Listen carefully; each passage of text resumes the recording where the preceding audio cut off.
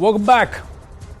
We're now going to be in conversation with someone who's been part of the U.S. Marine Corps as a helicopter pilot, rose to the ranks of a commander. He's a physician in the emergency room, so he's a doctor. He's also the representative in the U.S. Congress of the 6th District of Georgia. He's Republican Congressman Dr. Rich McCormick. Dr. McCormick, namaste, Jai Hind, and thank you very, very much for joining us. It's good early morning to you. My first question, and as we begin this conversation, and I thank you for joining us, is if we look back at 2022 and look ahead into 2023, how do you see the development of Indo-US ties, that too in the shadows of the Russia-Ukraine conflict? I actually think we need to be more aggressive in developing our relationships between India and the United States, two of the most important democracies in the world. I think if you talk about the stability of the geostability of that region, that India is surrounded by China, Bangladesh, Pakistan, the ability for 1.3 billion people as consumers, as producers, as allies, as people who see the world very similar to the way we do. I think we need to strengthen that continually through economic bonds, through military bonds, through streamlined immigration policies. I think we need to make it easier for our countries to work together, and I think we need to continue to develop that in our bonds, both through treaties and trade. Let's focus on trade. Many nations which were only dependent on China are looking at either China plus one or ABC, that is anywhere but China. So the alternative manufacturing base to counter China's manufacturing dominance that it also uses to threaten other nations via its foreign policy, because they believe in comprehensive national power. India is the option, the only major economy expected to grow at 6 to 7%. Can it be the best viable option for the US and other multinational companies across the world, especially at a time when we are all looking at possible recessionary waves in 2023? You nailed it, actually. United States has a constitution that India kind of modeled their constitution after. That's why we have very similar outlooks on empowering people over government. That's what makes governments more successful, when you take the power away from them and you actually hand it over to the people to be as productive and creative. Look, the people who immigrate here from India get it. They understand that the United States has unique opportunities, and they've taken an opportunity to that. That's why they've been so successful. Same thing in India. When you have hardworking, industrious, intelligent people who produce things and have that much economic power, as far as just not, like you said, 1.3 billion people being able to consume things, create things. Yeah. The creativity that comes out of there's a nation that, one of the only nations in the world that could keep up with the United States in production and trade. And they're friendly. They're not looking for world dominance. They're looking for their piece of the puzzle. They're looking to fit in with the world economy. They're some of the best immigrants we have, some of the best citizens we have, and we want to continue to foster that relationship. And I believe, just like you said, they are the one country that can be contrary to what China is doing in dominating everything from pharmaceutical production. They actually are pretty self-sufficient. You guys in India are pretty self-sufficient with your agriculture, relying a little bit on foreign fertilizer, but overall doing very well in that area. Obviously, technology doing very well, developing middle class, excellent. So we need to continue to forge that and divest from countries that are not friendly to the United States. I think that's really important. It feels good to you acknowledge our strengths as we are growing and we are on that path to growth. But the road ahead for India-US strategic convergence, how do you see that? The Quad has a potential to become the pivotal anti-China bloc, but we as a nation have refused to join the trade pillar of the Indo-Pacific Economic Framework for Prosperity, or IPEF, because India is not comfortable with the language used by the United States for this initiative. The notion is that it will further US business interests, but at the cost of our interests, with factors like labor laws and environmental protection. Yeah, so it's not even about United States benefiting the United States. It's because some people in certain administrations think that they know better for another country than they do. And it's the same way here in the United States. There's some politicians that believe that they should set how much a person makes in a business. I'm not for that. That's for India to figure out. You guys have your own independent nation. You understand how to govern your people. Your people have a constitution that protects them and gives them rights also. You guys get to work that out. It's not for us to determine how much you make. It's up for your country to determine how much you make, how your industry is run, how much taxation, regulation. That's not for us to determine. we are here to be good trade partners with you. And I don't think it's great for our country to do that over India or in the United States. I don't think it's up to the government how to run our businesses here either. And that's one of the fights we're having for the soul of American government is how much does government get to tell the individual what to do? And they shouldn't be doing it in India or in the United States. Well, minimum government, maximum governance is a principle that even our Prime Minister Narendra Modi has been championing over the last 8 years, and we're working hard in that direction. But I'm just going to push you here. Is there a possibility of a strategic convergence going forward between India and the United States? Because that will also mean a huge shift within the axis. We'll come to that in a bit, but is this possible? It is. As a matter of fact, if you think about it, just to our mutual benefit, not just to be strong trade partners, but we need production of PPE, of drugs, of technologies in a region such as India, right next to China, a main competitor. We need to be militarily tied also. Think about all the things that are going on in that region that can make it very unstable very quickly. Yes. To have strong military ties with India, to update their military, to be a strong strategic ally moving forward, to stabilize that region and the whole world is very important. I think we need to continue to develop those ties. But that also means a significant shift in priorities and access. How do you see the Biden government's position vis-a-vis Pakistan? The Biden administration, has it been much softer on Pakistan with some of its moves militarily, also aid, etc.?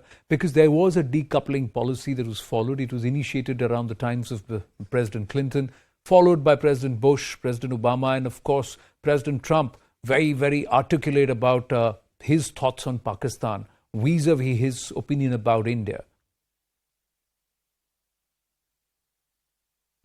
Absolutely. If you look at their initiatives militarily, when you want to sell arms to a country that has not shown really good favor to us, has done some things not to help us with Afghanistan, not to help us with Osama bin Laden, not to help us with some bad actors.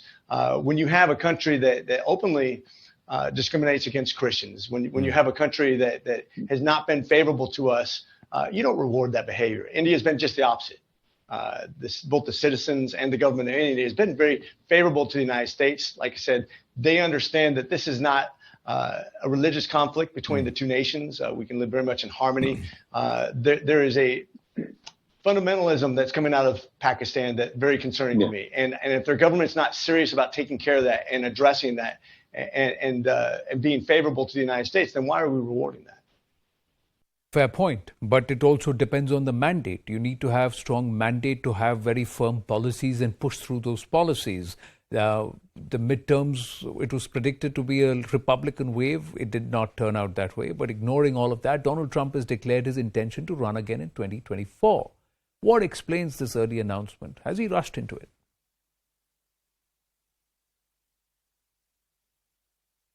You know, I'm not going to worry about what Donald Trump is doing. We got enough things to worry about, people who are actually elected in office right now. He's going to do his own thing. He's always been very independent. He does have a very good relationship with Prime Minister Modi, though. Yeah. And I think that's something good. But that's going to work itself out in the primary. I'm not going to get involved in that. Everybody has their own tactics. Trump does it his way. In the end, we have to focus on our policy right now. I'm going to be on foreign affairs. I'm going to be on armed services. I'm going to do whatever I can to tie us very strong in that area. When you talk about China and its strategic importance to how we move forward, right now they're dominating the world in the way that they're handing out vaccinations, loaning, buying debt. Meanwhile, they have about 3 times the amount of debt that we have, if I'm not mistaken. They're not paying interest on it, so it puts them in a position where they should have a lot of inflation, but they don't, because they're artificially controlling their economy. And I think it's basically cheating. Trump used to call them out on it all the time. And this is very dangerous to the world's stability if you're able to cheat economics. It's not how it's supposed to work. We need to be very honest in how we're dealing with this country. We need to be very honest what we allow them to buy in our debt, in our land, and everything else, that we have an honest discussion about economies and strategic advancements. But to do that, you still have to have the mandates. Allow me to push you a little bit more, Dr. McCormick. Trump fielded nearly 300 of his handpicked candidates, a lot of candidates, 300 of them faced defeat in the midterm. Despite a strong Republican supporter base, 2020 did not work, go the Republican way. Do you think the Republicans will look beyond Trump, or will they rally behind him? Who's going to lead the Republican charge? Yeah, well, if you look at my election, for example, I wasn't endorsed by any of those guys. True. Endorsements mean only so much. You got to run on your own experience and what your record shows. I think when you talk about it right now, the most important thing to me is to get rid of Biden. I'll be honest with you. I don't think his policies in that region have been strong. I don't think it rewards good behavior. I don't think it's strategically smart the way he's looking downwind on the China-India region with Pakistan there. If you look at the what he's reinforcing, both in military updates, economy, relationships with Modi, all those folks, I don't think he's the right guy. And I hate to be insulting to anybody, but whether it's Trump or DeSantis or anybody else, I'll take any of them over Biden. That's the bottom line. Well, that's a very strong statement, but how would you rate President Biden's China policy? Let me ask you that. Well, let's start with the way that we'll go all the way back to when Obama was president and we dealt with Iran. You don't reward bad behavior. That's a bad thing. Look at the difference of strength when you talk about what we did in Afghanistan. I was in Afghanistan in 2016. I've been in the Persian Gulf several times as a Marine. When you talk about the way we handled Ukraine, when you encourage the leader of a nation to desert the nation, that's not strong leadership. That's the kind of things that you're looking at from the Democratic side of our politics right now. If you want to have strong policy, you don't encourage leaders to desert a country when things get rough. If you look at the way we pulled Afghanistan, the worst withdrawal in U.S. history from any nation. We're going to have an investigation on that. We need to look at these things. Strong leadership doesn't start with deserting your nation.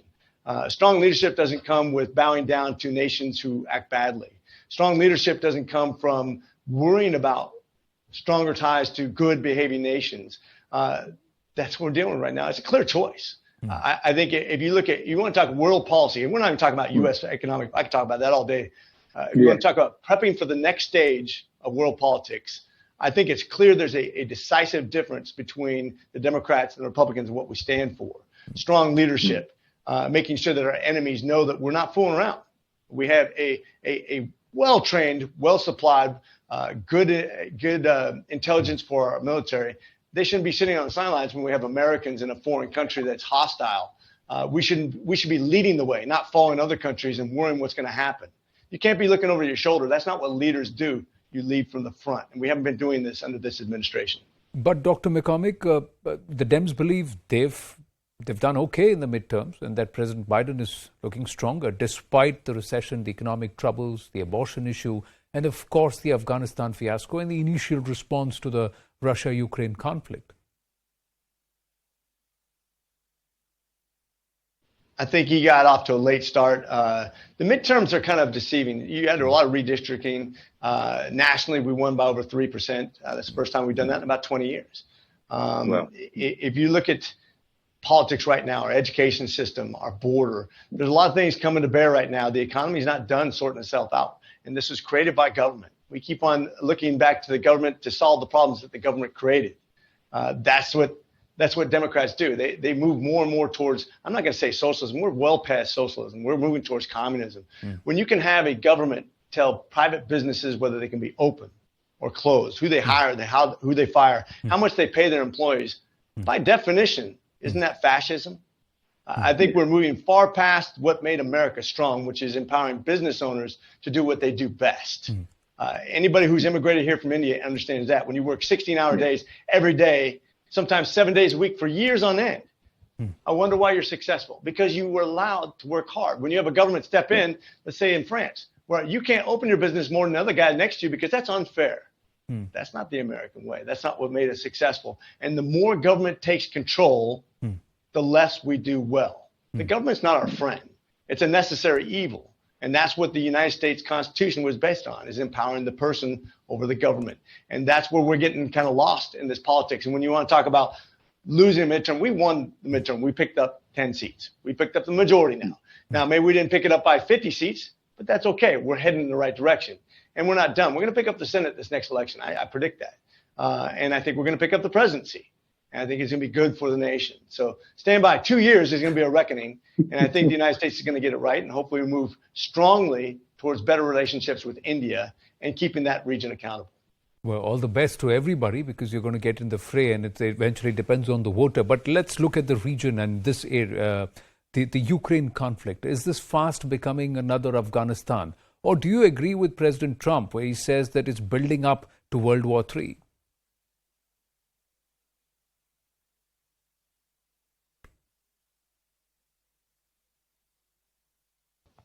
Yeah, so Ukraine, we're going to win that. When I say we, I mean the good guys. Russia's not the good guys. I'm sorry, that's just the way it is. They did the wrong thing. We're supplying them with military equipment. They're winning that war. Russia's being exposed. Their tactics are obsolete. Their weaponry is only as good as their training. I think that's going to be a defining moment for us, and I think it's good. I think we have to have accountability with the amount of supplies and things we give them. I do not think we need boots in the ground in Ukraine. I'm not willing to put my sons in harm's way. But I think it's good that Ukraine wins that because we need to get back to food production. Because, by the way, when we talk about strategy moving forward, Ukraine is the breadbasket of Europe. It right now has grain rotting in silos. It's not doing the next crop rotation. You have fertilizers being cut in Germany and Netherlands. You have China with pollution all over. You have the United States with a third of our chickens gone now because of a virus. We have problems. And if we're not careful moving forward, we're going to have really big problems in food shortages. And what will that do? That'll have people turning to the government to solve the problems that the government created. Once again, this is by design. Don't think that the government doesn't want more control. They do. We need to free up the people to do what they do best, which is produce. Well, let me ask you this. India has been rather equidistant, and a lot of nations have been surprised by India's assertion of its strategic autonomy. Would you agree that we are entering an age of a multilateral, multipolar world? I think Prime Minister Modi has done a good job of balancing, but the future is yet to be determined. The choices he makes going forward are going to determine our relationship with them. His relationships with China and Russia are going to be precarious over the years because as you choose the United States as a strong ally, it will alienate other nations. That's just kind of the balance of power we face. There are certain nations in this world that believe that the government should dominate. Russia, China, Pakistan, whether you be a theocracy or a pseudo-democracy, which a lot of these countries are, whether you be communist or fascist, these countries are not interested in what we are. That's why India has done so well in the last year or two, is because you are really moving towards a citizen-based government where you really do have control of your own destiny. And I think that needs to be encouraged. But if Modi starts to become politically correct and starts moving away from that, it will fail just like any other country. The idea of America is rooted in equality and equal opportunity. You have been very effusive in your praise for the Indian diaspora and their contribution. You've also said that they're well behaved, they follow the rules, and even in your emergency room experience, you've not seen them come up with the kind of problems others have. But aren't there increasing racial attacks on Hindus and Sikhs? Isn't the Indian diaspora being targeted? Your thoughts on that? So if you look at historically here in the United States, for example, when the Jews started immigrating to the United States, also a successful demographic, also discriminated against, people will always go against what they don't know. And to some people, Hinduism is mystery. And there's a lot of lies out there, quite frankly, about the caste system and about how Indians think and how they quote unquote discriminate. It couldn't be further from the truth, in my opinion, in my experience. You look at the Indians who immigrate to my area, and we have a large Indian immigrant population in my district, and it makes up 1/5 of my doctors. They're some of the most generous, loving, family-oriented people that I've ever met. Definitely pay their taxes, definitely follow laws. You should never be punished for that. But it's hard. It's hard to get through the immigration system, which is convoluted by a lot of regulation. We actually discourage legal immigration at the expense of illegal. We encourage illegal immigration when we make it very hard to immigrate here legally. One of the things that's frustrating me right now is when you have people who speak out and discriminate. We had in one of my counties, we had somebody put up a bunch of signs of red dot. It was all about hating on that that segment of the Hindu population. And I think it's really important not just to say that's wrong in private, but to publicly say that's wrong. We don't do that. That's not the United States way. We are the most, in my opinion, historically accepting nation of immigrants. People talk about the racism problem in the United States. Go somewhere else and see what it's like. There are countries all over the world that discriminate way more than the United States, including Africa, by the way. I've been stationed in Africa. I've been over there many times.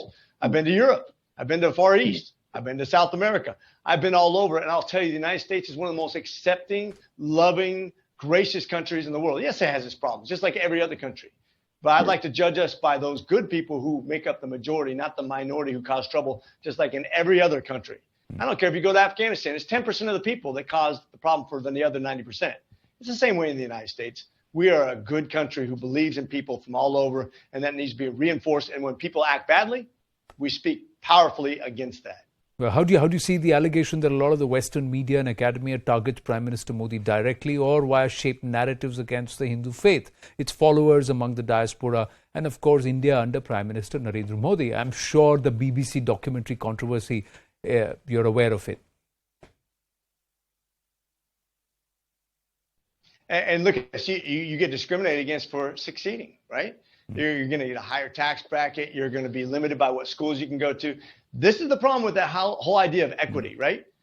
Everybody should have the same outcome regardless of your talent or your work ethic.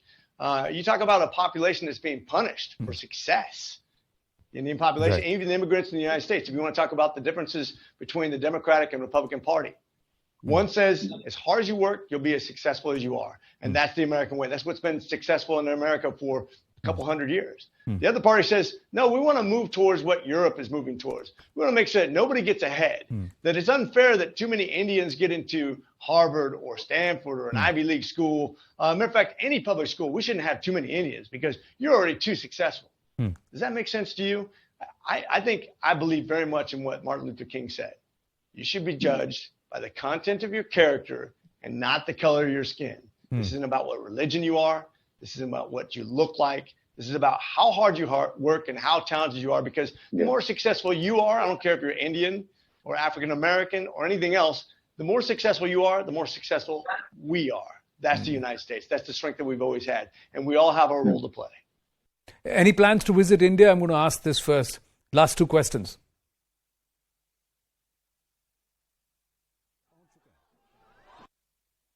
Absolutely. As a matter of fact, my idea is that every freshman congressman should go to India, just like we go to Israel, because it's just as strategically important. The trade and the strategy that surrounds India as a nation is extremely important. And I think most congressmen don't have that experience. I went to India the same time that President Clinton came to India. I was actually part of the support. We weren't flying around President Clinton, but I was doing the press corps. And we kind of went all over and got to view India. Got to go to the Taj Mahal. I didn't get to go to the Tiger Sanctuary, but I got to watch the president go. And we got to go all over New Delhi. Got in a few cab wrecks because for some reason the traffic's really bad there. And really unique experience. Exactly. Enjoyed the people. Enjoyed the culture. We're there doing Holi, so it was a festive occasion.